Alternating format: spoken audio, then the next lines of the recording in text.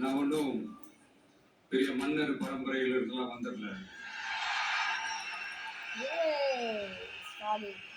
உங்களை மாதிரிதான், உங்கள ஒருத்த மாதிரிதான், உங்க குடும்பத்துல ஒருத்த மாதிரிதான், உங்க புள்ள மாதிரிதான், உங்க மகன் மாதிரிதான், உங்க அண்ணா மாதிரிதான், உங்க தம்பி மாதிரிதான்.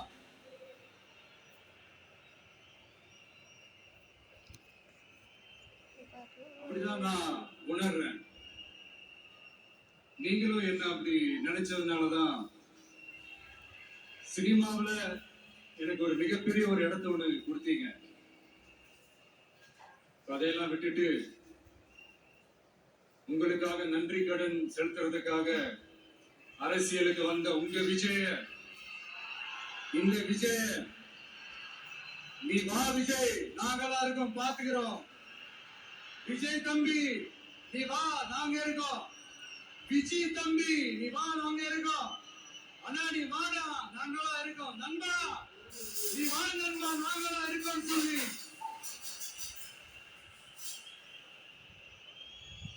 அவ்வளவு அன்பா, அவ்வளவு உறவா ஏத்துக்கிட்டீங்க. இந்த நேரத்துல இதை நான் சொல்லணும். இந்த டிராவல்ல, இந்த ப்ராசஸ்ல எனக்கு எவ்வளவோ கஷ்டங்கள், எனக்கு எவ்வளவோ இந்த அவமானம் பக்கம் இருந்தாலும்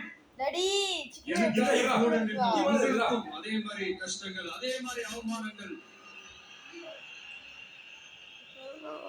அதையெல்லாம் நீங்க பெருசா எடுத்துக்காம, அதையெல்லாம் நீங்க பொருட்டாவே எடுத்துக்காம, என்னோட வலிகளை, என்னோட வேதனைகளை உங்களோட நான் நினைச்சு என் கூடவே நின்னு இன்னைக்கு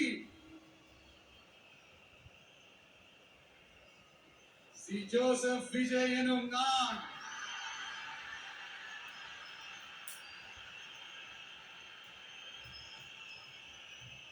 அதை உண்மையாக்கி இருக்கிறீங்க. உண்மையிலே என்ன சொல்றதுன்னு எனக்கு தெரியல. என்னுடைய உறவுகளே, என்னுடைய சொந்தங்களே, நான் ஒன்றும் தேவ தூதன்லாம் கிடையாது. நானும் ஒரு இயல்பான ஒரு வாழ்க்கை வாழ்ற ஒரு சாதாரணமான மனுஷன் தான். நான் முன்னாடியே சொன்ன மாதிரி அது செய்வேன் இது செய்வேன்னு பொய்யான வாக்குறுதிகள்லாம் கொடுத்தவங்கள தான் ஏமாத்த மாட்டேன். எது சாத்தியமோ அது மட்டும்தான் நான் செய்வேன்.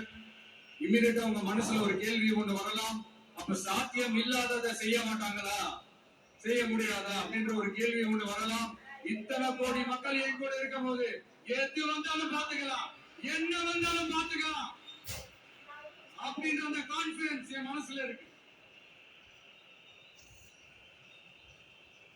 இன்னொரு விஷயமும் நான் இங்க சொல்லணும். இன்னைக்கு நம்ம தமிழ்நாடு கவர்மெண்ட் இருக்கிற அந்த நிலைமையை பத்தி நான் உங்ககிட்ட நான் சொல்லணும். கிட்டத்தட்ட 10 லட்சம் கோடிக்கு மேல கடன் வாங்கி வச்சுட்டு போயிருக்கிற ஸ்டாலின் இன்னைக்கு அந்த தமிழ்நாடு அரசு இருக்கிறப்போ, கஜானாவை சுத்தமா தொடச்சி வலிச்சு வச்சுட்டு போயிருக்கிறப்போ, தூக்க முடியாத சுமையை ஏற்றி வச்சுட்டு போயிருக்கிறப்போ, என்ன மாத்திட்டா என்ன மாத்திட்டா சொல்லு, நீ சொல்லு என்ன மாத்திட்டா சொல்லு. வாய்க்கு வந்தெல்லாம் பேசக்கூடாது. இந்த பொறுப்பை நம்ம கையில எடுத்துக்கிறோம். வாயிலே வட சொல்லுங்க நீ. நாங்க உடனே நீங்க நினைக்கல என்னடா இவர் ஏதோ பொறி வச்சு பேசுறாரு.